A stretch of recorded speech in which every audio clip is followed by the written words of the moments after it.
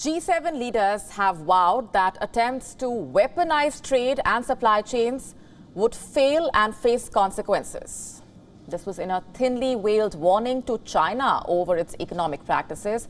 The group said in a statement that did not directly mention China, I'm quoting, attempts to weaponize economic dependencies by forcing G7 members and our partners, including small economies, to comply and conform will fail and face consequences.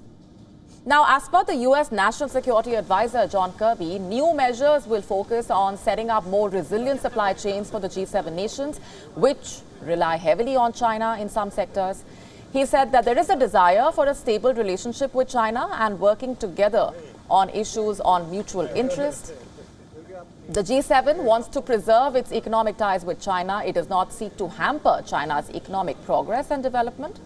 The G7 leaders are simply attempting to reduce excessive dependence on China when it comes to critical supply chains. An EU official also said the aim of all G7 leaders is to say that China has followed a systematic policy of acquiring critical raw materials and controlling the supply chains. And we are responding to this by diversifying.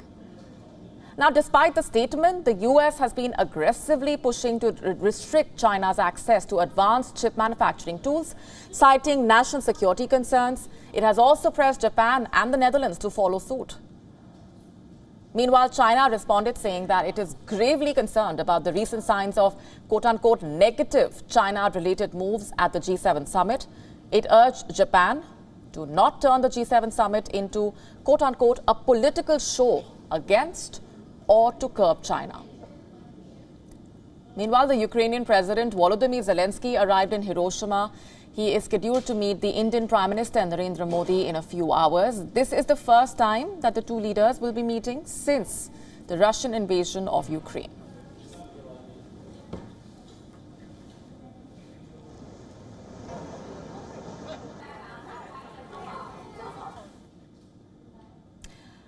And with that, let's go straight across now to our principal diplomatic correspondent, Siddhant Sibal, who's with us from Hiroshima. Hi, Siddhant. You've been closely monitoring those developments. Get us up to speed with the key takeaways from that statement, which is a thinly veiled warning to China. Well, a short while ago, the G7 joint communique has been released. It's a 40-page document, pretty extensive and lengthy document with a lot of focus on Russia and China. When it comes to China, there has been specific mention that the focus is not to stop China's progress, but a China that plays by international rules-based order is something that the world will welcome. So clearly asking China to not break the rules, something that we have seen in past few years, whether it's the tensions with India, whether it's South China Sea, or whether it's the issues with Japan relating to Senkaku Islands, or weaponization of trade with countries like Australia. But that was given that there will be a warning to China. A lot of focus, of course, remains on Russia. We know that President Zelensky has reached Hiroshima. He reached approximately an hour ago, and one of his first engagements today will be meeting with the Indian Prime Minister Narendra Modi. And talking specifically about that meeting, what are the expectations at this point, Siddhant? This is the first meeting between the two leaders since the Russian invasion of Ukraine.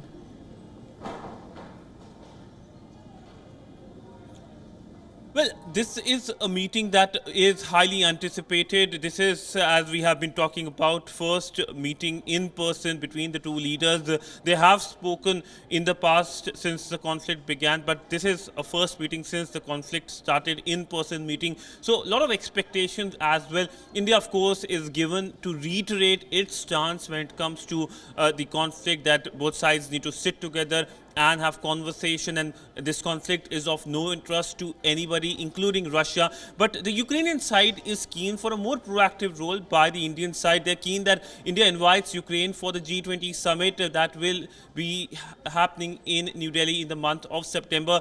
So far, there hasn't been any word by the Indian side. India has already dished out the invitees, the invites to the guest countries as well. So largely by the end of today here in Hiroshima, we can expect a major development with regards to India and Ukraine as and when more details come. And of course, we're coming back to you as and when we have more updates from on the ground. Thanks very much for the moment, Siddhant Sibal, getting us those updates from Hiroshima.